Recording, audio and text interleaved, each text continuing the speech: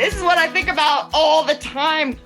I'm always thinking, I have like 50 projects I'm currently working on at the moment, and I actually have like a whole stack. Hold on, I'm gonna get it, of books that I bought recently that I want to read through to see about like adding or adding, as a free read or something like that. So I don't necessarily put like, oh, if you've already read this book, try this book.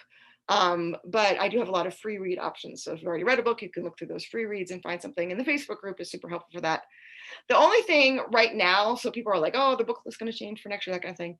No, because there's 3 different versions of a book list. There's the books that have already been printed. So to change out one book requires like 17 different steps.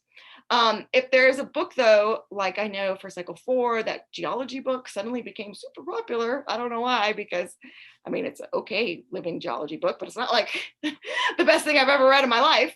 And now it's like crazy expensive. So, I swapped that out and said, okay, you could do that one or this one. Like I always want to give an option if there's a book that suddenly becomes out of print and is now like ridiculously expensive.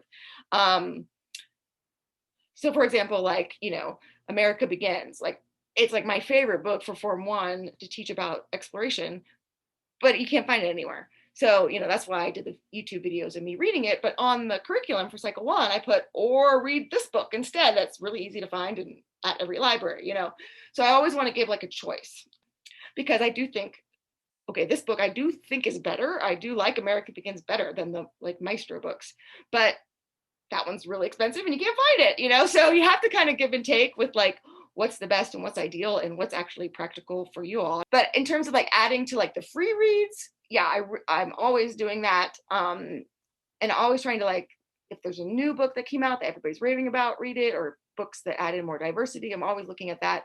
And yeah, I'm always, like I said, there's like all these different projects in my mind going around all the time, because, I really do want to make this a great tool for you all. I want to make it a really great resource. This is like my heart and soul is put into this curriculum, and I really want it to be great for you all.